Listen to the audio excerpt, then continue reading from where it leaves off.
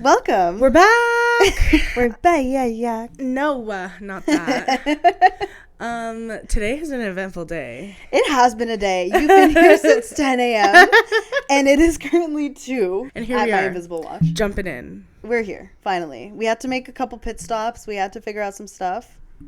Do you want to start again? No. Can we? No. Please? You want to start again? Yes. Okay. Okay, ready? I'm ready. Now it doesn't feel natural anymore. We've already started.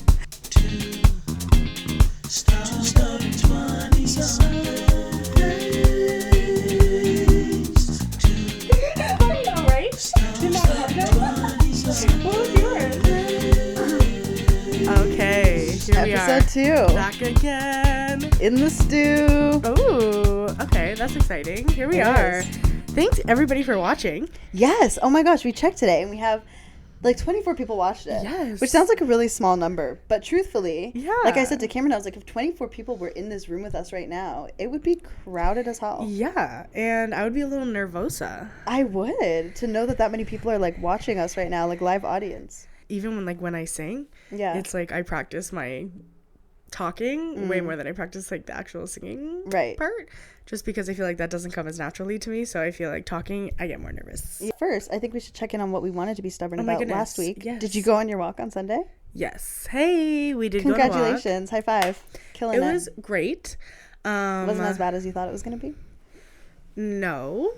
I actually wanted to like keep going. Like we were kind of, Wow. I know. At first wasn't really enjoying it because like the place that we were going to go was like this trail to like this lighthouse. Oh, you did like a trail walk. Yes. Oh. And so we were gonna go there, but then we had the dogs with us, and like right at the beginning of the trail it said like no dogs.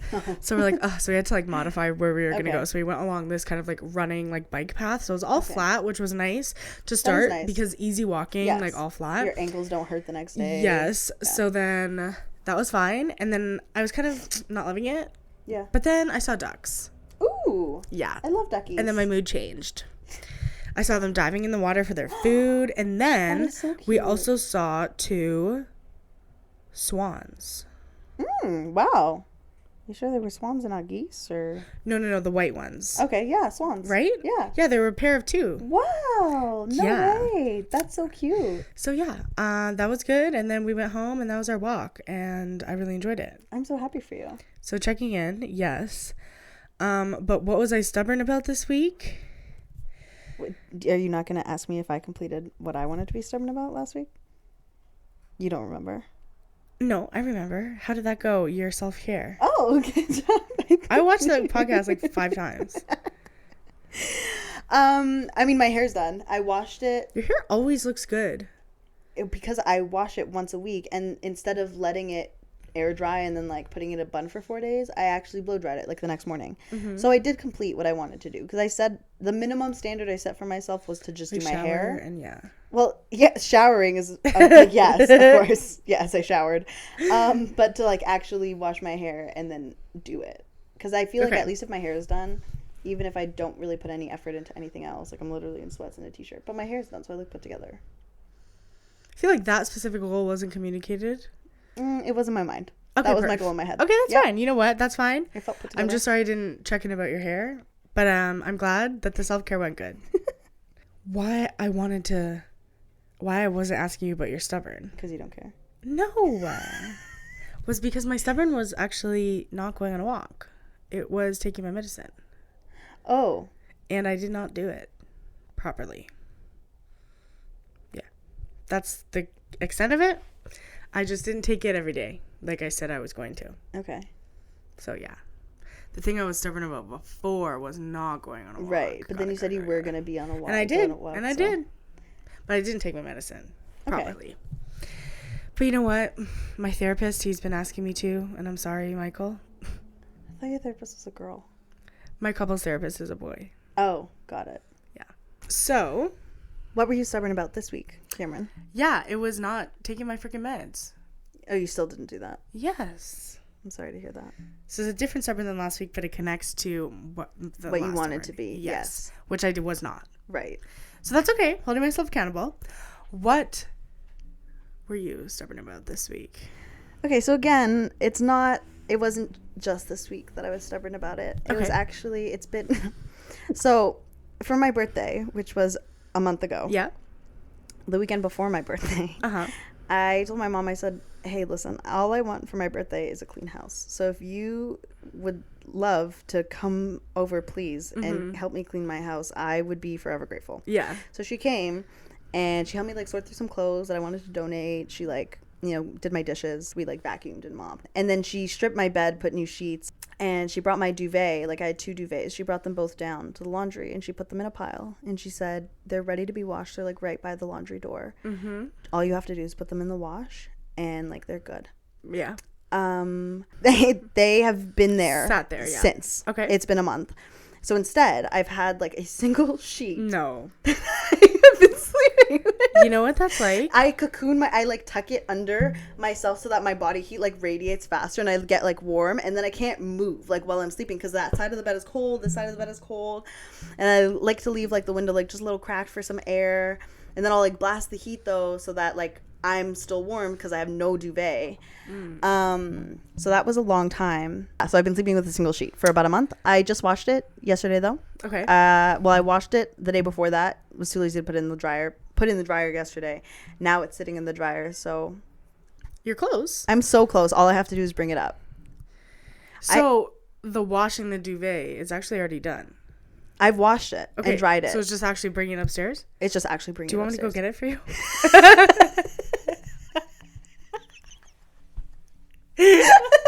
Do you want me to? I know where the dryer is. I can go get it right now. Okay. So I love that. But you know what? I was itching to say this. I was like,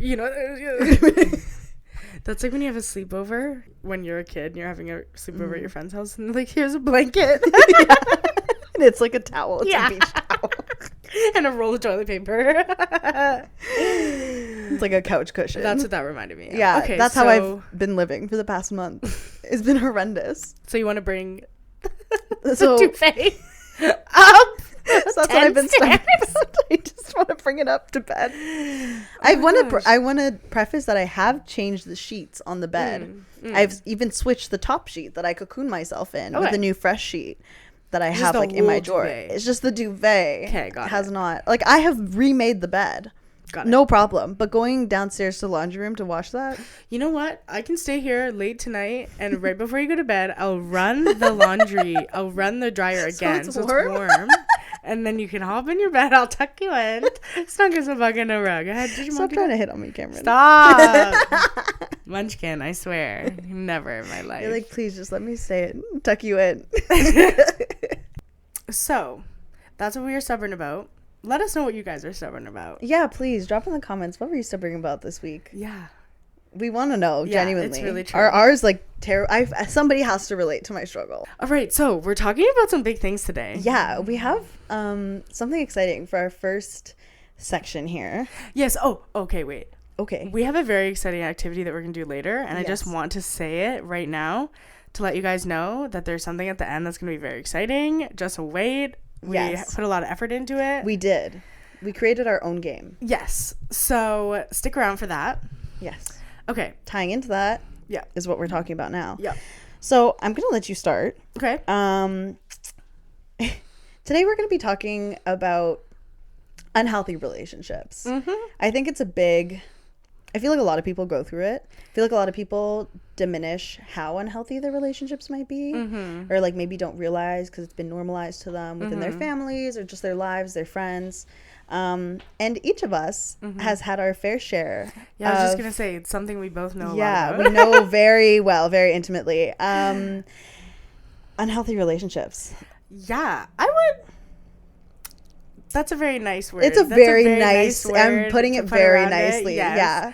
Unhealthy, toxic, not good for you, rejected by your friends and family. ABUSIVE. Okay, so we're going to talk about kind of our own experiences, but I think we were going to talk about... From each other's perspective. Yeah, because we saw each other. We've been friends for almost 10 years. Yeah. And we have seen each other from childhood to our first relationships, to our worst relationships, and to now our good relationships.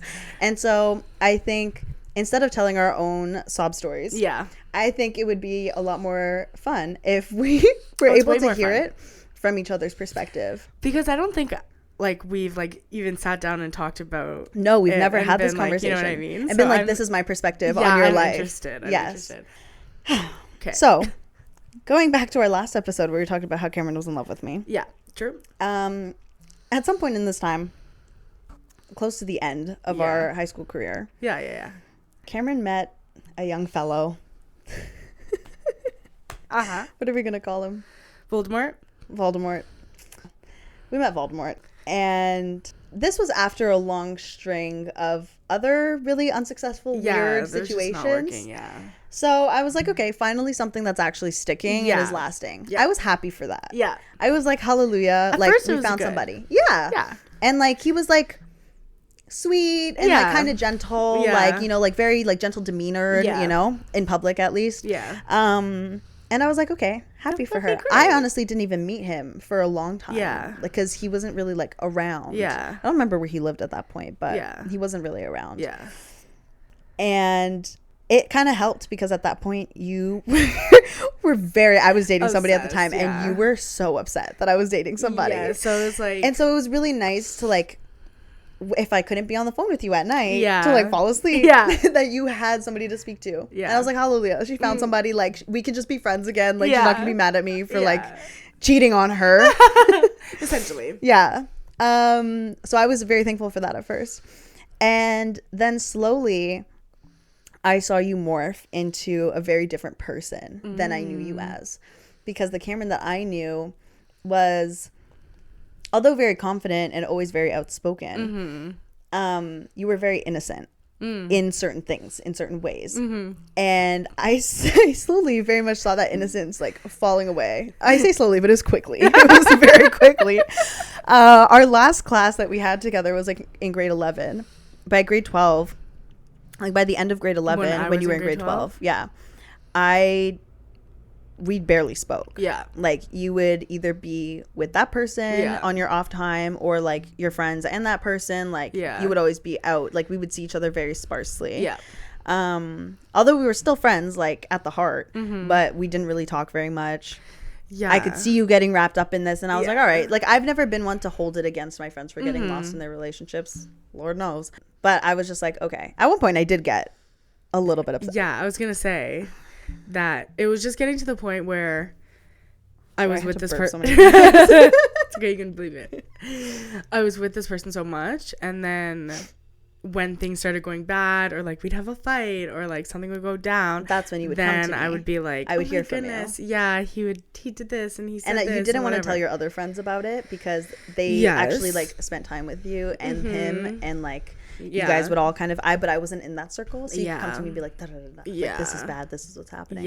And I remember you specifically being like, I just don't think it's very fair that, you know, I don't know about anything when it's going good, but then when it's going bad, it's like then it gets like not kind of dumped on you, but essentially but that's like the only time that we're friends, essentially. So that happened at the end of grade 12, and that's kind of when I was like, okay, this isn't great. And we had that conversation. You were fully aware that it wasn't great, of course. And was it then that the cheating started? Probably. It was probably starting a little bit before we had that conversation, which is why I was like texting you and whatever. But yeah, probably around then. So Karen starts telling me, like, I caught him talking to this girl. They've been conversing. They've been having these conversations, whatever. And I'm like, okay, great. So we're dumping him. Like, fuck that guy. And you're like, well, like, is it that big of a deal? Like, it was just texting. Like, he said it was, like, a one-time thing. Like, at first it was always he said it was a one-time thing. Interesting. Like, okay. He said, like, you know, that. He said it wasn't that, like, he loves me. He doesn't love her. He's just, like, he's bored. Delulu. Yeah. And then slowly, as the years, like, started, the cheating got worse. As the years went on. That's terrible. The cheating got worse. Like, all I would hear about was... now that it was like basically like full-blown affairs, like this is a whole other relationship that he has, like this is a whole other girlfriend that he has, and you're just like, okay. And because I think at some point you were like, well, if he's going to be cheating on me, and I remember us having this conversation, you're like, well, he's going to cheat anyways. And that's what he said. So we might as well be in an open relationship. Yeah. Except he was the only one in the open relationship. 100. Yes. Because you were like, Voldemort. Yeah. Like, yeah, 100%. And it still upset you that was happening. Yeah. But you told yourself that because it was an open relationship, like, it was okay. And because you knew about it. And there were times where, like, I did hang out with other people. But it was mostly just from the precedent that I was supposed to, and that I felt like, not that you wanted to pursue it, I wouldn't be as like walked all over if I was also like reaping the benefits, or like I don't even know like taking back the power of the situation. So it's like, oh well, like I'm doing it too. Yes. But really it was just like me, like I would do it and be like, what the hell, like I don't that was this. So stupid. Yes. Like so it's just that precedent or like whatever. Yes. And you're in this, that's where I think that your openness to polyamory definitely came from, because you're like, well, I'm already doing it, even though you're not really participating. It wasn't jointly, it was just separate. And he would also rub that in your face a lot. Like, he would talk about those people, or he would, like, show you pictures and be like, well, I think she's really beautiful. Like, you should be like this. You should be like that. And I saw you go through those stages, like, where you were, like, trying to gain weight or trying to lose weight, or, like, whatever it was, that you were just, like, so unhappy with yourself because this person was constantly being like, this is how I would love you more. And was like, I don't love you now, so be like this and then I'll love you. And I think when I realized that he was, like, flat out just being like, I don't love you, I was like, Cameron, what are you doing? But at that point, like, you were in so deep. He was like, so literally deep. Living in your house with your parents. And at one point you were living in his house with his parents, and that was even worse because his mother was like Cruella de Vil. And I remember you telling me stories of how she would treat you. And she, like, what did she called you a brown cow? What did she call you? Maybe I heard her say that in French. I don't know. I remember you telling me that, like, at one point she was like, and she's brown. Oh, yes, that. Yeah. That. She said that. She had, like, walked in on us in bed, but we were sleeping. Yes. Like, fully clothed, like, sleeping. Yeah. And she starts crying, like, hysterically crying. And she's screaming. And she's, like, saying, I can't remember it now, like, it's so, like, fuzzy in my memory, but, like, saying certain things like, and she's fat, and she's this, and she's whatever, and she's brown was one of them. And I was like, wait, Chinese, what? Bro. I'm literally Chinese. And white. Like, there's no exactly. brown. There's no brown. I was just like, it was the summertime. Like, I was just tan. Yes. Oh, my goodness. I had totally forgot about that. Yeah, that memory. Is so clear in my memory whenever I think about Cruella de Vil over there. Which is never. Her name now. Yeah. Cruella de Vil and Voldemort. Love it. And at this point, like, there's nothing I could say to you. Like, there were so many times that I was like, Cameron, like, just get out. Like, kick him out of your house. Like, you're literally living with your parents. Like, just kick him out. Like, you don't need him to be there. And you're like, well, it's just because, like, I was really not enjoying, like, living at home. And I think that was, like, after we'd moved up north. And it was just, like, and it's not my family, really. It was just, like, there was nothing to do. And when it was snowing, like, I felt so, like, enclosed there. And just, like, there was nothing to do. So, yeah, I liked his company being there, like, I didn't really care. It's also the comfort, right? That's a huge thing that, like, with toxic relationships, I'm not gonna keep saying unhealthy because that's sugarcoating it. But with toxic relationships, especially when there's a level of narcissism or emotional manipulation and abuse, it's the comfort and the trauma bond that they've created within you, because they will create trauma with you and be like, but we got through it together. Like, it's me and you, we can conquer anything after everything we've been through. And so, like, that trauma bonding and that emotional and mental manipulation of, like, but it's just us, like, I'm the only one that can be there for you. Like, they'll put you through hell and then snap you out of it to be like, see, I saved you. Like, what would you do without me? And so that level of, like, it brings you so much comfort, because that's the dynamic that you understand this person. They give you, like, they help you understand them in a fucked up way, because they'll get so angry and so upset and then be like, fix it. And then you figure out how to fix it and you're like, but I know how to fix them. Like, I know how to deal with the situation, because I know when he cheats on me, like, it's just, I just have to accept it and be there for him, and then it's okay. He only cheats because this. And if I didn't do that, then it wouldn't happen. It's my fault. And I heard that so many times from you. And I was just like, man. There's nothing, like, There's just nothing. And all I could do Thick was just head. be like, okay, Yeah. I love you. Yeah. Whenever you're ready, like, Yeah. I'm here. It's okay. And then towards the end of that relationship, we started connecting more because our exes Yeah. loved each other. Which is they got freaking along so weird. well. Yeah. So strange. But we loved it because they wouldn't really let us hang out with other people. Yeah. And for us to hang out was like, okay, they have a friend. Yeah. And we can like hang out. And after we both broke up, I was like, it makes perfect sense. Yeah, it makes so much sense because they were very similar. Yeah. Yeah. I don't think that they realized it, but No, but there's a reason that they freaking like each other. And yeah. he was buying her freaking signs and shit to put up. He's like, I got this for her. I was like, what? You're like, are you attracted to her? Yeah, like what? I don't know. Maybe. Could you imagine they're together now? Karma. Good riddance. Okay. So yeah, then we started getting Yeah. closer. We started getting closer again, and that's when you entered an interesting relationship dynamic. Uh-huh. And it kind of overlapped because as he was cheating on you, Mm-hmm. he started cheating on you with this girl Mm-hmm. who also had a boyfriend. Yes. And they were seeing each other, and then at some point you guys were like, well, let's just all hang out then. Yes, they went on a like first date or like Right. meeting. He went to their house and Okay. he just told me that he was gonna go to a barbecue with a friend. And I was like, okay. So he actually told Like, me to even though it was an drop- open relationship, he would still lie to you. Yes. So he told me to drop him there. And this was Okay. like far from where he lived, like over an hour drive. So I drop him there and then I go and I hang out with my friend Izzy. And then I go back, Right. drive again an hour, Yes. and then go pick him up. And knowing me, I'm sitting there waiting to pick him up and I have to pee so bad. Like, I'm literally like, I have Walmart GPS'd into Oh my my God. phone. Like, I'm ready to go. And he's taking forever. And then I'm getting anxious because I'm like, well, why is he taking so long? Like, Right. what are they doing? Like, what were they doing? Like, whatever.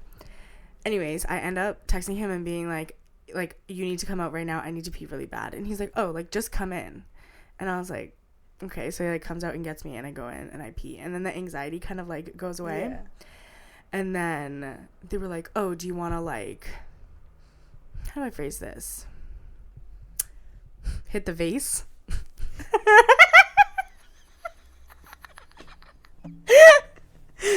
So many friends. And I was like, yeah, sure. And then after that, I think like I really calmed down and then we all started like kind of all talking together on that. It was still that first Yes. day. So they met essentially us on the same day. Right. So then they were just like, oh my God, we really like her. And I guess we'll Yes. put up with him. And that's when the quadruple started.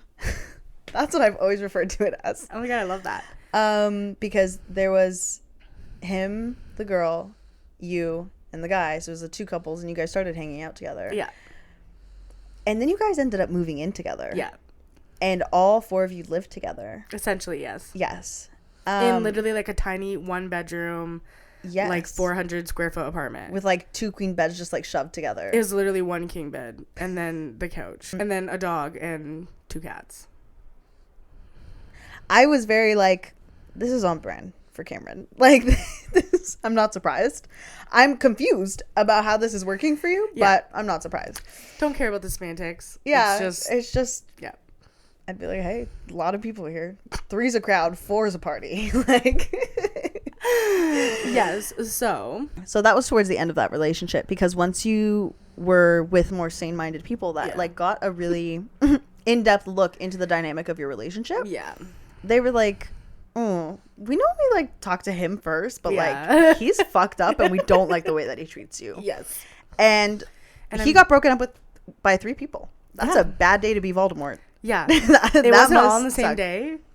It was like them two kind of said they like don't Right. want to see him, and then it was like 2 weeks of constant hell Yeah. of him being like, okay, well, why are you not breaking up with them? And I'm like, Right. well, they Like- kind of treat me nicely. Yeah. You're And kind also of a dick. yeah, and also they were telling me like, and I think because like we were exploring an intimate relationship and they just had seen so much of us, I don't know why I took it more seriously. Mm-hmm. And I was like, oh, like maybe like they're actually I like, the thing is, I knew I wasn't Yeah. stupid, and I wasn't like, wait, But it's I'm in a different bad having your relationship? friends Yeah. be like, hey, you should probably leave that. Like, he's not really Yeah. nice to you. Versus, Yeah. like, people that are now your intimate partners that you value on a different Yeah. level Yeah. to be like, listen. Yeah. And it was also, I think, the cushion of, like, then it's not like you were breaking up with him and then being alone. Yeah.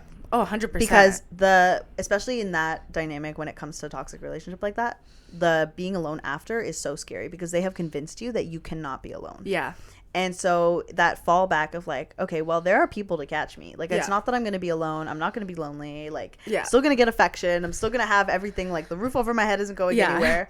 So that was a security blanket, I feel like, Oh, for you. 100%. And then also them backing you up and being like, listen, like, Oh yeah, do it. And like, they told me so many times, like, you have a place and you have us and Yes. like whatever. And I like want to put it on the record that I'm like so eternally grateful to both of them, truly, Yes. for Me like, too. Yeah, for being that support for me and for, you know, helping me through that time. And I know that, you know, one of us, like, we don't speak anymore, but I really do value them so much for Yes. that. And I want to put that on the record. So. Yeah. Yeah. 'Cause- It was a really great support. Oh, yeah. For sure. And I wasn't really there at that time because we weren't speaking very much. It was just different. It was, yeah.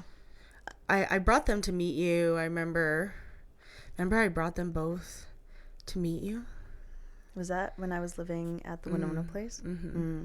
And we were actually still with Voldemort at the Yes. time. Yes. And I actually It was all didn't. three. Oh, no. I it was just didn't the tell two. him that I brought them Oh. to meet you. I was like scared to tell them because I knew he would not like that. So I brought them to meet you, and Yeah. then that. But yeah, those kind of like 2 weeks of me staying with them and me and him technically still being in a relationship Right. was like.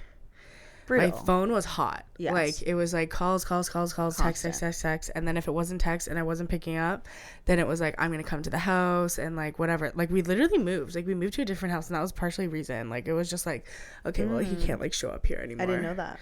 Like, it had Wasn't kind the of full died. reason, but yeah. No, yeah, it had kind of died down by the time, but it was always still in the back of my head that like, 100. oh, he knows like where we live Yeah. and like, do you know what I mean? So, yeah. So that was like really, really bad. And a lot of the stuff for our game later came from that lovely 2-week period. But yeah.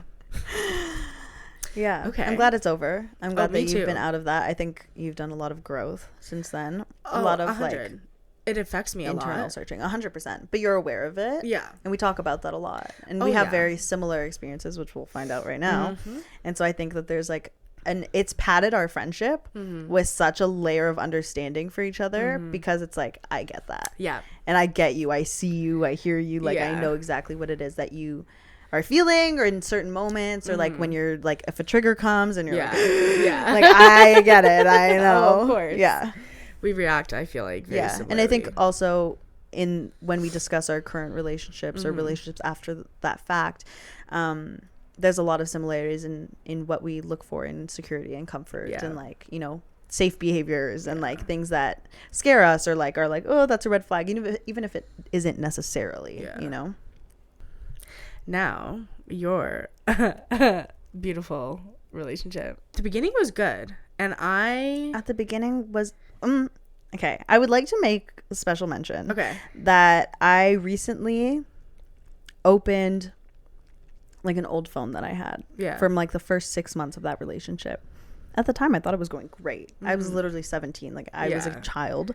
I was like, I'm getting attention. This yeah. is like somebody that I had a crush on for years. Like in the back of the fucking hemisphere of my brain. Like, it was Yeah. not anything present. But when the opportunity came about to begin this relationship, I was like, ooh, like this is somebody I've always thought is cool. Like, Yeah. they have like a nice car. They're like always out with their friends. They like do whatever they want. Like, kind of like, you know, bad boy vibes. Like, yeah, it's just of like, course. ooh. It's like, ooh. And I was like goody two shoes, you know? So Yeah. it was like that dynamic for sure. When it started, I was in La La Land thinking it was the best thing ever, but I recently found messages and I was like reading them and I'm like, babe, like there are Yeah, so signs. many red flags. Yeah. Like if somebody texted me like that now, Yeah. right off the bat, I would have I'd be been like, no. bye. Yeah. There's no way you're going to speak to me like that. So from like the outward like perspective, it was good. great. And I just like, I knew, you know, who she was and like she was around and Yeah. like posting pictures. It looks good, Yeah. whatever. And then I see on the talk, as I said, an engagement. And I was like, Excuse me? Okay, but we jumped a lot of steps. It was like a year and a half later. We moved in together. We lived together for like a year Really? first. Yeah. Okay, so you're living together. Mm-hmm. I'm just trying to think back to think if I knew that there was like red flags, because I feel like she was just very good when I was there. Mm-hmm. Do She you was know what I very, mean? like, very adept socially. Like, she was able to hide that part of her unless it was like around her family. Yeah. Because that's how her family just operated. So it wasn't anything like, it wasn't out of the norm. It was very normalized to me. So I didn't even realize that something was off. I was just like, oh, that's just how an adult relationship is. When do you feel like it started kind of like going? I have such a hard time pinpointing that. Yeah. Because truthfully, I feel like it was always bad. And not to say that there weren't good moments. Yeah, there of were course. 100% were. Like, just now I was looking for receipts. Yeah. And I'm like, why weren't we arguing more? Yeah. Like, there were so many, like, we were so why civil. are we being civil? Yeah, we're being so nice. But there was always an expectation that I was always made to feel like I wasn't filling. I can't pinpoint a time, but there was definitely a period before we moved in together. We moved in together just after a year. Okay. And I think that I had already seen the temper before then. Yeah. Way before. I'm going to take you back to your mom, or like go to your mom since you love her so much, was constantly something that was thrown in my face. And it's like, yeah, of course I love my mom. Like, yes, I love her Also, so have you much. met your mom? How can you not love her? Yeah. I love her. Everybody loves her. She's like the most lovable person on planet Earth. Yeah. And I remember like screaming, crying, sobbing, being like, please don't leave me. Oh, of course. Like, let's be back together. Like, Yeah. I promise I'll be good. Yeah, like, I of will not course. misbehave. I won't get in trouble. So that's when I started learning, like, okay, if I'm emotional and like if I show that it really upsets me, that's when she'll feel pity Worse, or remorse or like just like, you know? Yeah. And so, because instead of like then yelling at me, then she was like, I'm sorry, like, it's okay, like, we're gonna figure it out. Yeah, I don't know why I wasn't like, what the hell was going on with my life at the time, because I don't know why I don't feel like I was very present in that moment. No, things were bad with you too, and I was just like not really talking to anybody at that time. I completely, like, I was not on the face of the earth. So when you guys moved in, I was just like, oh my gosh, okay, like, great. And like she had that job, and like it was like great, and you were, I think, not working. No. And you know, it was like, okay, like she was just calm when I was there. Just calm, quiet. Yeah. And then we saw you guys a couple times, and then we kind of all hung out a couple times, and then you guys got engaged, right? Yes. But I do remember you like really wanting her to ask you. It's funny because the reason that I wanted to get engaged or to get married was because she had told me so many times, like, well, I would never treat my wife this way. And then after we got engaged, it turned into like, once you have my children, I won't treat you this way. Of course. And then once you die, I won't treat you this way. Like, geez. Once I die, I'll be nice. Yeah. Yeah. So it was definitely the fact that I was like, okay, well, once there's like a level of commitment, then there won't be all this back and forth. Like, you're not just going to leave. Yeah. And like, be like, I don't know if I'm coming back. Yeah.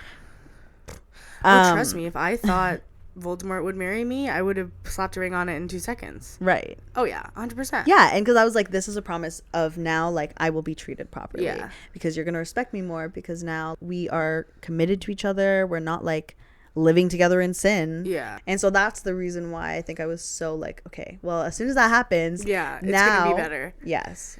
Now I'll be in. And then I was just really excited, and I was like, my gosh, like, yay. Like, I was like a little bit butthurt that they didn't involve me in it in any way. I was like, excuse me.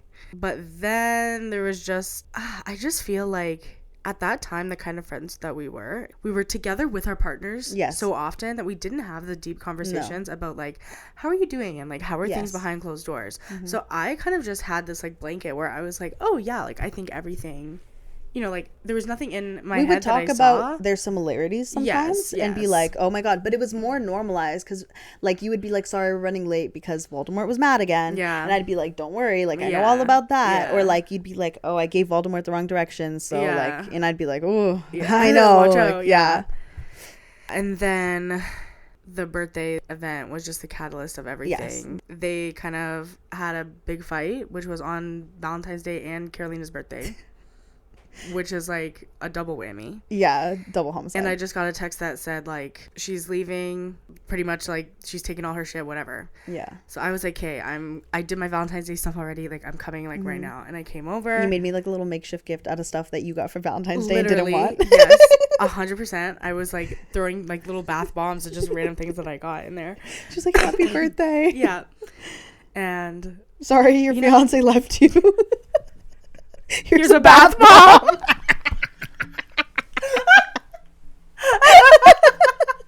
Oh my god. I didn't even have a bathtub. Oh my god. Yeah, so I came. It was great. You brought like, wine. Yeah, I had like another. It was you, Amina's, and then just her boyfriend. Yeah, so like your core, literal core people. Literally, that's it. With like, we had like a bottle of wine. Like we're just having a good time. And then they're leaving because they had a Valentine's Day reservation. Yeah, they had dinner. And it's me and you. And I asked you to sleep over. We were going to sleep over, yeah. Because I was like, I have not slept alone in a long time. Yeah. And I do not want to do it. So. I was excited to sleep in your bed beside you. Yeah. I was pumped about it. You're like, she's single. Finally. I was like, making my move tonight. How much wine did you have? No, I would never. I had to have a conversation with Carolina recently where I was like, just letting you know, I would never like take advantage of you or anything when you're drunk. You're like, I hope you know I'm always kidding that I would never like try to kiss you if you were drunk. But yeah, so then me and Carolina are chilling. We're just about to watch a murder documentary. I don't remember that. I do. Traumatizing night. And then I was making mac and cheese. The water was boiling. And then said person came home. Things were happening. Fights were being had. And they ended up calling the police on me. Because I wouldn't leave. You were like, I'm not leaving you alone. Yeah, of course not. Yeah, and I had called my mom when the police were called. And I was like, I texted her. I said, she just called the police. And she was like, I'm on my way. Yeah, she's coming. She was texting me And so she ended up sleeping on the couch that night. I know she did. And that kind of whole thing, like I saw, like, obviously it was still probably toned down because I was there. But I saw just a person that I'd never ever saw before. You saw the eyes change. And 100%. I saw the fucking skin change, like everything. Yeah, the veins popping. Yeah, and like her face would literally turn red. I made a point to stay really calm. Do you remember that? I was sitting on the couch. You were like, I don't think you should speak to her that way. I was speaking very calmly, and it's because I know narcissists, and I know they want a reaction. They want you to blow up, and it makes them so angry that they're here and you're here. Yeah. So I was kind of just like, I was keeping it calm. I was saying, I remember saying, I would be really hurt if someone I love said that to me. Like just little things like that. And then they were like, you need to leave. And I said I wouldn't. And then whatever, etc. I ended up getting picked up when your mom got there. Yes. But then it was just a lot of kind of back and forth for the next like couple days. For me, couple of days, like maybe a week, where you're actually both your sisters were calling me and they were like, what do we do, like, because this kind of big blow up happened. But then you know, obviously they're gaslighting you and they're like, oh, it's okay, like let me take you out and like it's fine. So you're like, oh, like, well, they're being so sweet to me now and like whatever. So it's hard for your family, but at the same time, and we'll talk about this in a second, but you know, all of that kind of went down and they were reaching out to me and asking me what they should do, because they're like, Cameron knows what to do. She's been through this. And I was like, oh my goodness. Yeah, so I was mad at you. Yeah, for a long time. Oh my god, tell me about it. At that time, because of, and I won't go into details about the event, but I think what can happen a lot when there is, I think especially narcissistic abuse, because it goes so deep within the partnership that you have with that person. But it's really hard for family to understand, or people that haven't been through it or don't really like see it, and it's really hard for them to understand why you would go back, or why you would continue to accept this. And like, they're offering help and they're offering this. The average like abusive relationship takes about 7 tries to leave. That's a statistic. Did it in 2. Nice. But it's so difficult because they're really good at reeling you back in. Guilting you, manipulating you. And especially, I know at least in my situation, like my family was talked badly about a lot. Like they don't know what they're talking about? Yeah, like they're just trying to get in your head. Like they just want you all to themselves. They don't want you to be happy. And like after a long time of hearing that, and then they'll pick out things and be like, see, they did this because they don't want you to be happy. Like, see, when they do this, like, didn't you hear the tone of voice? They don't want you to be happy. They don't know what we have. They don't understand. Why are you letting other people into our relationship? And now you're like, I don't know what to believe. Like, my head is spinning. Like, I trust these people. They're my family. But then also there's this person that, like, has never steered you wrong. I know everything. And you're like, I don't know what to believe. And so at that time, I knew, after that big blow up, I knew that my relationship, at least with my sisters for sure, was like tarnished. And we've talked about it recently of how hurtful it was on both ends there. But I found out that you had been speaking with my sisters. And I was pissed. Wait, how'd you know? Aminaz? That's fine. Because I forced her to tell me. Of course. She was like, there's a group chat. And I was like, show me everything right now. A Carolina intervention. I've had so many interventions in my life, bro. There's this one bakery we've had at least 3 interventions at. They're probably like, what the fuck is up with this family? And it's always the same daughter. Like, so she told me about it. And how, like, you were the one talking to my sisters, and I was so upset with you. Gosh, I'm so sorry. Because I was like, I trusted you. And so when you would text me to be like, hey, just checking in, how's everything? I was very, like, apprehensive. Not, and like, I was very careful with my words. Because I didn't want to say too little. I didn't want to say too much. So I was like, anything I say, she's going to bring it back to my sister and be like, this is what she said. Here's a screenshot. And I, like, my trust in that time, because I was not in my right mind. I know that you were doing good by me. I know that you weren't trying to hurt me. Of course. But at that time, especially after the hurtful things that I had heard from my sisters, to know that you were in cahoots, I was like, wow. And that's somebody I trusted. So I think that's when we didn't talk for a long time. Because I was like, not my friend. And I leaned more on Aminaz during that time. Because she, like, was transparent with me. And she was still in my life. Like, because we got back together after that. We were still together for a couple months. We had agreed that we were going to break up. Like, we had agreed, like, on this date we're going to break up. I remember you telling me that. But then she was like, well, my birthday's soon, so let's just stay together for my party. And then I was like, okay. And then we, like, stayed together, and then I was like, fuck you, this is terrible. So that's why she, you know, was still, but I was so mad at you. I don't think you did anything wrong now. I'm not, like, still mad at you. It's not like a grudge that I hold against you. Of course. And it was definitely like, they reached out to me first, and it was like, they were like, we're gonna go get her. And I was like, what do you mean? They're like, no, we're gonna, like, go get her. And I'm like, we can't kidnap her. And it started as me trying to be like, listen, like, this is how you're gonna, and I'm gonna talk about that in advice in a second. But and then it got to, like, where they were like, well, she's not telling us anything. So I was just, like, feeling, I was like, well, I, like, need to tell them something. And, like, and of course I wanted to know. And then I remember eventually, like, we weren't really talking, and then I had sent you a song, and it was a song about, like I hope you're okay with them, or, like, maybe, glad he's gone, or, like, something like that. It was just some kind of song. Anyways, and you were like, we actually broke up. And I was like, oh my God, slay. And then I was really happy about that. But I know that time was hard, and I know, and I'm sorry that I was in cahoots with your family. It's okay.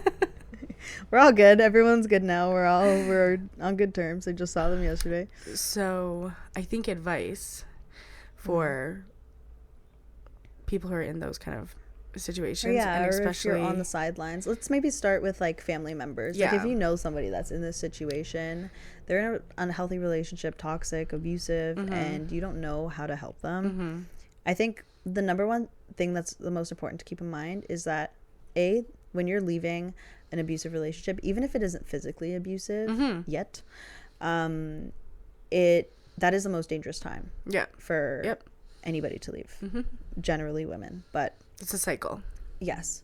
And so I would say be understanding, because the fear, even if you're like, that person can't do anything to you, they have been conditioned for a set amount of time and have been shown the level of, like, mental instability that this person has, and, like, the triggers that can, like, just the switch that can flip. And you hear horror stories, and 100%. You hear people that die. And it's like, as much as you're like, oh my God, they would never ever do that, there are times where you think they would never ever lay a hand on you, and Right. there are times where you think they would never ever disrespect you.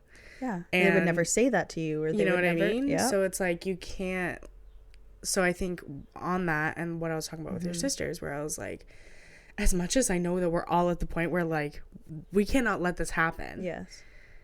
You are gonna push that person away, and you're gonna push them right into the arms of And that's the exactly abuser. what happened. And that's exactly what the abuser wants. Yes. Isolate you from your family, isolate you from your friends. Oh, they're crazy. What are they talking about? Yeah. Like the messages that I got from my sisters, I was like, okay, great. And my sister revealed to me recently, she was hoping that when she said that, I would be like, no, this is wrong. I have to go back to my mom's. Yeah. Like, take me away. Yeah. And I was like, it did the opposite. Because when I got that message, of them basically being like, we want nothing to do with you. Yeah. If you're in this relationship, I was like, great. So now I have no support. All I have is this person here who is like, it's gonna be okay, it's fine, like they'll get over it, like everything's gonna be okay, and if they don't, like they don't deserve to have you me, anyways. So Yeah. So I think you can say, hey, like, I don't think this relationship is the best for you, but I love you and I support your decision and I'm going to be here for you and whatever that is. Like, you don't need to lie to the person and say, yeah, like, you're great. Like, I loved your relationship. You don't have to say that, but you have to. You can be honest. Cut that person out. You have to be able to be there for them. You can say how you feel, but you can't make them feel bad. You can't make them feel... Because it's embarrassing. A lot of the times it's like... The embarrassment is so deep. To this day, I feel embarrassment. Of course. Because to people who are not in the situation, like, why would you stay with somebody that hurts you? Right. It just doesn't make any sense. Like, yeah. But there's so much complexity and there's so many layers to it. And there's so many moments that... And I always say this to my therapist, like, when it was bad, it was really bad. And when it was good, it was really good. Yeah. Yeah, so I think you need to offer that support, but still be there for the person and not cut them out of your life. Yeah, I think it's important. Like, I can understand that being on the sidelines and watching somebody you love put themselves through that over and over again. Like, I understand needing to maybe take a step back and just being like, hey. It gets annoying. I don't support this. I love you, though. I'm here for you. I just can't hear about it if you're not going to do anything about it. It's really hard for me to watch you do that, and I need to take care of myself. That's fine. But to let them know that you're still there. To be like, but I am here. Just because I'm not talking to you does not mean I don't love you. I love you so much. I want the best for you. Come to me whenever you're ready. Because at the end of the day, that cycle is going to repeat. And you're going to go back into the honeymoon phase, and then you're going to go back into the trials and tribulations, whatever that is, and then you go back into the fighting stage. You're in your honeymoon stage again. So of course it's like, okay, well, whatever, like, you know, but then like you need to know that when you're back in that stage where that person's yelling at you or they leave you on the side of the road somewhere, that you have somebody to call and you have somebody that can get you. And of course, like, there's an extent to like how much you can put your friends through, but you need to, I think, be there for that person. I definitely think that understanding is a huge component, because I think that makes a world of difference. Like, just there's an extent, 100%. But even if you called me and you were like, I had already told you, hey, like, I can't do this. I love you, though. I'm here for you when you need it. If you called me and you were like, I need you to come get me, like, I'm on the side of the road, and I was like, Cameron, this is the 5th time you've called me this month. I cannot keep coming to get you when you're like this and you're just going to go back to him. Like, it's going to break my heart. I will call you an Uber right now. I'm going to send it to your parents' house. And $200 Uber. And I'm going to call your mom. That's what I can do right now. I love you. And it's tough love, but it's still love. Of course. And I think that that's a better approach than just completely withdrawing whatsoever and being like, I'm not here for you until you figure this out. Because then even when I had figured it out, to this day, I have such a fear that, like, that's not there. You know? That, like, when shit goes wrong, I can't go there. I can't admit that. And because it makes the embarrassment and the shame so much worse. And it's like, not that it will ever, but like, God forbid, like, something ever happened like that again.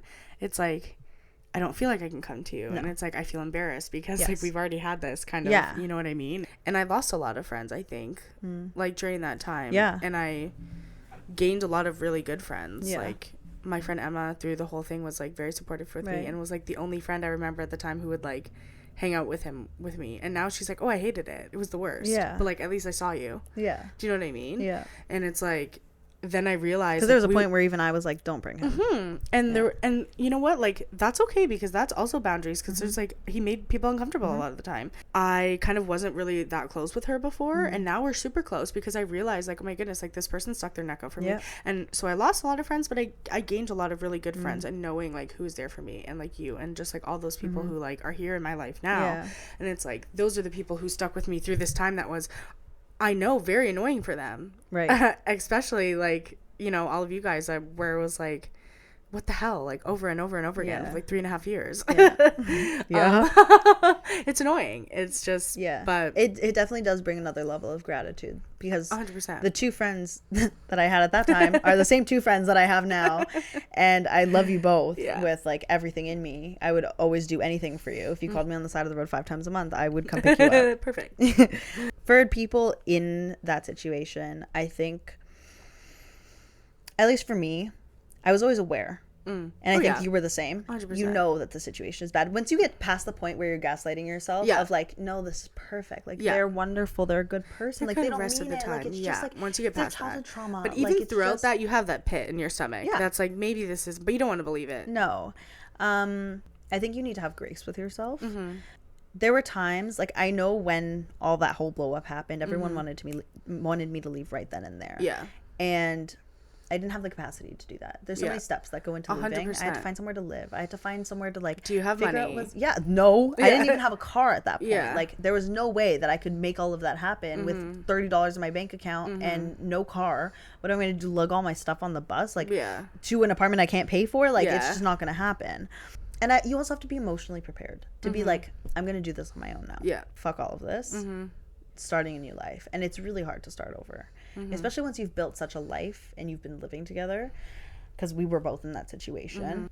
And so I think that having grace with yourself and not beating yourself up for not leaving. There are some times where you are just like, it's like when you hate your job and you're like, I'm going to start applying, and until I get another job, I'm not going to quit yet. You know? So you start kind of like making plans on the side. You start saving up money or reaching out to people and being like, hey, this is my plan coming up soon. Like, I know I did that with my mom. I was like, hey, like, let's look at listings together. She was like, I'll help you if you need, like, you know, your first and last, like, let's make this happen. And so as I was creating these like plans on the side and figuring out how I could survive without her in my life, I think having grace and just knowing, like, you'll have to endure a little bit in that time, but when you reach your breaking point, take it. Like, I reached my breaking point. It was in the middle of a conversation, and I reached my breaking point and I said, you know what? I can't fucking do this with you anymore. When you're ready, grab your shit and leave. I'm done. And I knew as soon as I said it that I meant it. And I wasn't going to take it back. And I didn't. And there's power in that. 100%. Because there's nothing that she could have said. There's no anger she could have thrown at me. She could have spit in my face. She could have slapped me at that point. I would not have changed my mind because I was done. And I reached that point by myself. It wasn't somebody else forcing me to. And that had a lot more power in it than, because I stood by that decision. And I've still obviously stood by that decision. And I never felt like I was being forced into it. Like, there was somebody being like, you need to leave them right now or else I'm out of your life. Like, there was no ultimatum. It was me just being like, get the fuck out of my life. I'll figure it out. Like, if I have to sleep under a bridge or if I have to like rent a car and sleep in it, I will do it. Like, that's all I have, you know? And so I think that, making that plan beforehand, just really knowing kind of, it's like the peace of mind of knowing that you kind of do have a plan B going on. And then you just got to be firm about it. Like, once you reach that point and you make your decision, it's really hard to stick to it because they try really hard. They will ring down your line. They will come by. They will try and make any excuse to like bump into you. Or like be like, you know, I want to still be in your life. Like, I'll come over. Like, we can be friends. We can do this. Like, you know, we were so good before this and blah, blah, blah, you know. And then if you let them back in and you let them reel you in, then it's so easy to fall into it again. So it's drawing boundaries is huge and being firm about them. I think that's the number one thing. Obviously, like I said, it's the most dangerous time. And I think that's why I didn't want to leave it in a place where it was like other people were involved. There was so much anger because when I did it in a way that there was less anger about it. It was just like, okay, if that's what you want, fine, you know? So it made it more peaceful. Yeah. I understand that for some people that may not be the case. I was very lucky in that sense. And some people might need to leave like in the middle of the night whenever you have the opportunity. But my main advice would definitely be to make a plan. Yeah. And get other people in on it. Like whoever you can trust. The more the merrier. And have everything planned out ahead of time so you can do it quickly. That's really great advice. Have you ever done therapy? Like abuse therapy? No, I have not. Because they literally teach you that. Yeah. And that was going to be my advice. Because after I left, I think, well, technically he left me. After we broke up. Yeah. It was really hard for me. Like I was devastated and I was a mud puddle. And I was like a little bit, not resentful, but I'm like, maybe this was the wrong decision, like whatever. Yeah. And I decided to do like group therapy for, it's called WAVE, Women Against Violence Everywhere. Nice. And it was group therapy, and it was all just different women in literally the fucking exact same situation. Yeah. Like the little details were different, but like when you stripped it all down, it's the exact same. And that helped a lot. And you heard other people's stories, which really helped, but it just helped to see like the textbook thing of exactly how he was. We had workbooks in the workbook. I can see it on paper, and it helps so much. You understand kind of the cycle of it all and how like it repeats and it goes back, and then you know, the gaslighting and the manipulation and all this kind of stuff. I think it helps you kind of categorize what those different things are, and then it helps you realize them. It helps you be like, oh my goodness, like you aren't trying to help me. Yeah. You are love bombing me right now. I think that's a huge and a very powerful thing is removing the blame from yourself, because they blame you all the time. Yeah. And when you realize like, bro, it's not my fucking fault. Like it's your decision to behave this way. It's your behavior. Somebody else. If it wasn't you. Yep. Right. Once you remove the blame from yourself, it's so much easier to actually rationalize like your own behavior, reactive abuse possibly that you're exhibiting that's then been like weaponized against you. You see through all of their fucking 100%. distractions, their smoke and mirrors. Like there's a lot. And I think if you start to do that before you leave, it makes it a lot easier, because 100%. You realize how powerless they really are. Yep. But it's also hard to do that, especially if you're in like actual physical danger, for sure. I remember when they were sending us the workbooks, she was like, we had to kind of meet with her and like she would have to figure out if it was okay for them to even send it. Like, can we send it to your front door? Can I address it towards you? How can, like, am I allowed to put who it's from on the package? It was like, and it makes you think like, wow, that's crazy. Like, not crazy, but like it's very eye-opening, where it's like, wow, like there are literally women who have, and there was women with their baby strapped on their chest in the class, and there was lesbians in the class, and there was, you know what I mean? So it was just like so many different kinds of women. There was older seniors in the class. It was like people from all over, and it was crazy. That must have been so powerful. Oh, it was great. Yeah, it was really great. Like terrible that you were all there, but like what a wonderful community to have. 100%. And I still remember the girl. Her name was Leanna. She was just so. Who ran the class. She was just the best, and she was so good at listening and so good at helping everybody.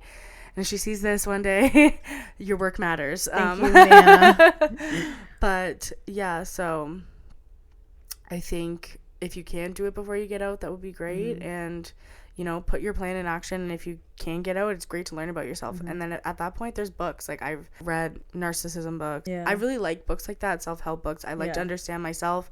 I like to understand the world and like how people tick and all that kind of stuff. I'd also like to make honorable mention of telling people, like the people that you trust, your friends, family, parents, siblings, whatever, whoever you're closest with and is supporting you, tell them the bad things that are happening, because it makes it harder to go back.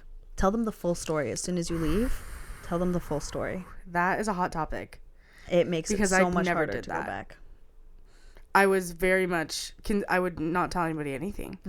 It was like, oh my goodness, like I would sugarcoat everything, because if people really knew, if they really knew from the beginning, I would have been locked in my house. I would have been they would have not let me leave. Yeah, they would have held me against my will 100%. I didn't want to leave the relationship, and I knew that would help. Like, do you know what I mean? Like, I knew that once I told my parents all the details, that you would have to leave 100%. But advice to someone else, 100% do it. Yeah. Tell your... And not even, it doesn't even, like, I mean, yes, do it during the relationship, 100%, because I think that, and we use each other as sounding boards all the time. Like, you'll be like, hey, does this sound like a red flag, or is this like a healthy behavior? Yeah. Because our like vision of that is so warped now. But I think that telling, even if it's after the fact, after you're like, I'm out, I'm leaving, tell somebody everything, because if you try to go back, the embarrassment, they can remind you. Yeah, they can remind you, but then also the embarrassment of telling somebody all of those things and being so firm and being like, I'm never going to do that again. And then being like, actually, I'm going to go back and it's do like it a way to again. hold yourself accountable. 100%. It's so hard to hold yourself accountable because you can rationalize and rewrite all of your memories and whatever. Yeah. But if you send someone all of your evidence, you tell them all of the fucking shit they put you through, to go back is so much harder. Yeah. And I felt that heavy because there were times where, like, we were still in communication for a while after, and not that I wanted to go back, but like sometimes I missed the friendship aspect. Yeah, for sure. And thank God that I had told, like, I would have been so embarrassed if I ever like brought this person back around to my circles. Yeah, I think I would have been exiled. I would have been beheaded with a guillotine. Like, I could not do that, and it held me so accountable to myself. So that's also advice, because I think that would be very powerful for someone that has people that support them. This is so off topic. I was like, what would you do if I texted you or I came around and I was like, hey, me and Voldemort are gonna get back together? I would call Alex. Sorry, I would call your partner.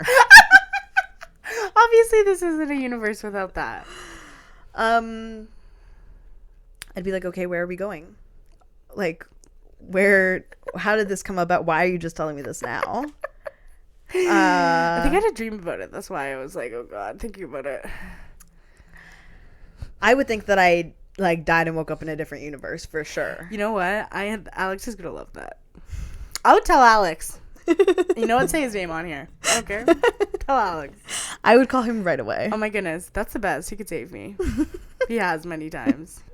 I would be like, you remember what you did 2 years ago? You gotta do it again. You better dust off those skills, buddy. There's been so many out-of-pocket things that I feel like our exes have done and said. Yes. That we've stayed with them. Yup. Yup. Yep. And we've actually created a game out of it. Yeah. Okay. Welcome to the X Factor. I am again using my knees to hold the microphone so that my hands can be free for playing cards. So, we are playing a game. We call it the X Factor. Yes. We have each written down saids or dids that our exes did or said. And we stayed. Yep. Facts. So we are each going to play one card at a time. Okay. And then we will award a point on whose is the worst. Okay. It's going to be kind of like Cards Against Humanity. Okay. Except it's just X against X. Okay. Lovely. Trauma against trauma. Trauma against trauma. Trauma head down. Okay. So my said is, this is a direct quote. Yeah, these are direct quotes. Yes. Verbatim. It's not fair for me to say stuff like this and not get to hear you cry. Maybe you can train me to be more chivalrous and keep the yelling down. Not to train me. That's just too much. Okay, are you a dog? I could not train her. I'll give that to you. You think? I kind of feel like yours is worse. I feel like that was the tamest of all of mine. So that was the tamest of all of mine. Okay, good. Okay, so you want to give me the point? I think so. Okay, fine. Yeah, I think it's not fair for me to say this and not get to see you cry is wild. That makes the train me like a dog seem like very It's mild. because we were like fighting over text and he was like, you need to call me. And I was like, no, I'm not. And then he was like saying hurtful things. He's like, well, like, why am I saying these hurtful things if I don't get to hear you cry? Okay. Love that. So mine is cheated on me with 12 different women, but that I know of during the 3.5-year relationship. Left on my birthday and then came home at 11 p.m. and called the cops because I had Cameron over. Yours wins. I win that one. Another direct quote. You can take all your lies and shove them up the ass that you don't fucking have. I would like to put it on the record that my ass is actually juicy now. At the time, it was very true that I did not have an ass, but I now live on the 3rd floor. I've gained some weight. My booty is popping. That's all I have to say. I'm gonna fuck any girl I want because you said I couldn't, and I love to blatantly ignore you. I think mine is funnier, but I think yours is just worse. Okay, I'll give it to you. Yeah, I think mine's worse in terms of exes. Okay. So, choked me in an Indigo bookstore after I laughed when he said, "I hate cheaters," after seeing the Monopoly Cheaters Edition.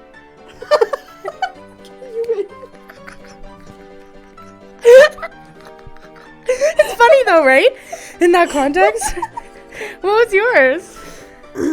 Ran away in the middle of Toronto and walked home. I followed her in my car the entire way. She wouldn't get in. Is that your option card? Yeah. What's the other option? This is a different person. Ran away, made me chase her, got lost on the wrong bus, called me to complain, and then came back that night. This is my worst one. So mine is, again, direct quote. "I'm gonna come and fucking K-word you and everyone in your family. Fuck me. I'm going to K-word as many people as I can." You win. What was yours? I was 3 minutes late to pick her up because I took a wrong turn. Yeah, so love that. This is a text exchange. Me, I took a wrong turn. Her, fuck off. Don't next time. If you ever do this to me again, I will fuck your shit up. Okay. You win. But that one I knew. Like that homicidal. one. Yeah. Okay, here's our last card. Okay, this is a good one. While playing a truth-telling game at a party with all of my friends, they answered a question with, "Well, she already knows that I stay with her even though I don't actually love her." So I would like to preface that I know we said that these were things that they did and we stayed. Mm-hmm. However, I think that this kind like of the fell breaking under. point? Yeah. No, you'll see when I say it. Okay. Called me from the hospital after we broke up to pick her up because her girlfriend was busy and didn't answer the call. And I went. To be fair, I was the one that called the cops on her and got her sent to the hospital. Fair. And then I also picked her up. You can have that one. Can we do honorable mentions and then we can let the viewers decide who wins? Sure. You can do one of your own. While I was preparing for this episode. I hurt you in the weirdest ways, but I can't help it. You are not borrowing my car. Ungrateful. Most ungrateful person I have ever met. You should be ashamed of yourself. You have no care for anyone other than yourself. You are selfish. You're late. If you see me at a rave, you better run. I said, I'm so sorry. You will be. I said I was rushing. Fucking liar. Stop lying to me. I will block your ass. I love that people who are Satanists are constantly trying to appeal to me because I'm the real Satanist. What does that even mean? I have no idea. I fucking hate you, bro. You're actually such a shit partner. I'm so fucking tired of this. I can't do anything. You fucking suck. I've been asking you for the nail clipper. Not the nail clipper. It's over. Everyone sees the abuse that I am. It takes me fucking splitting my nail for you to get your fucking lazy ass up and do something. All I ever do is shit for you. And this is how you treat me. You fucking bitch. You fucking asshole. Cameron, do you want me to drive to you right now? Because I will personally fuck your shit up. That was like yours. Keep your fucking job since you're good for nothing. I can't believe how much I've grown to hate you. You're literally the worst person I've ever known. God, I resent you so much. You're probably the worst thing to ever happen to me. You're so pathetic. You stupid bitch. You're a fucking cunt. You say you feel like a bad person when I get mad. Well, you should. Because thanks to your lack of initiative, because you're a fucking asshole, I actually hate you. Why are we together? You do nothing for me. Left me without a ride home at my best friend's birthday after yelling at me and causing a scene because no one wanted him to DJ. I'm not keeping people in my life that are holding me back. I already left my parents' group chat. You're not staying around, that's for sure. Since you love your mom so much, go fucking be with her then. Since you love your mom more than me. When meeting his close friend's girlfriend, described me as, A lonely high school girl who is obsessed with me, who I'm only entertaining because I felt bad for. Bashed in our balcony door with a pair of speakers because I didn't come open the door fast enough. Okay, that was so fun. I feel like we had a lot to talk about today. We did. We had too much to talk about. We have almost 3 hours worth of content. Yeah, I this will episode. be cutting down a lot. Yeah, great. Let us know who you think won the X Factor. Yeah. We did tie. We gave, some of our honorable mentions. I think mine is just, like, clinically, I think he's insane. I think there's, No, like... I think he's psychopathic. That's what I mean. Yeah. So I feel like it just presents worse because he literally... Mine was, like, calculated. Yes, like, more sneaky. Like, yeah, he was just... smart. Yeah, he was just like, yeah, I'm doing that. I'm gonna kill everybody. Yeah. Oh. Dad, don't say that on YouTube. You actually can't say it on YouTube, Really? Or die or anything like that. Oh. Yeah. Beep it. Yeah. Well, when I read mine, I said K word. Yeah. You can say that. Yeah. Did you know what I meant? I did know what you meant. But I didn't think you meant kangaroo. He's gonna kangaroo my whole family. Watch out. Hiya. Boing, boing, boing. Yeah, we had a lot to talk about, but I felt like this was good for us. Our trauma. I learned a lot about you and like how you felt about our situation and everything. I think that's very interesting. Yes, it was. Well, thank you for watching. If you have an abusive or toxic ex, let us know what they have said or did and you stayed in the comments. I'm sure that's going to be very interesting. If you need help for an abusive relationship, can we put a link? Yeah, 100%. Okay. Can we put, we're going to put a link on, I have a link actually I can send to you on resources for at least Canadians on how to get out of a... I'll find one for the States. Okay, perfect. Okay. Yeah. So check the link if you need help and you're in an abusive relationship. There is light at the end of the tunnel. And if you feel like reaching out to us for any kind of advice on the side, feel free to message us. Of course. We will be happy to respond. Lots of experience. We have hefty resumes. All right. Thank you for watching Two Stubborn 20-somethings. We'll see you next week. Intro? No. Two ready? Stubborn 20-somethings. I cannot stay on there.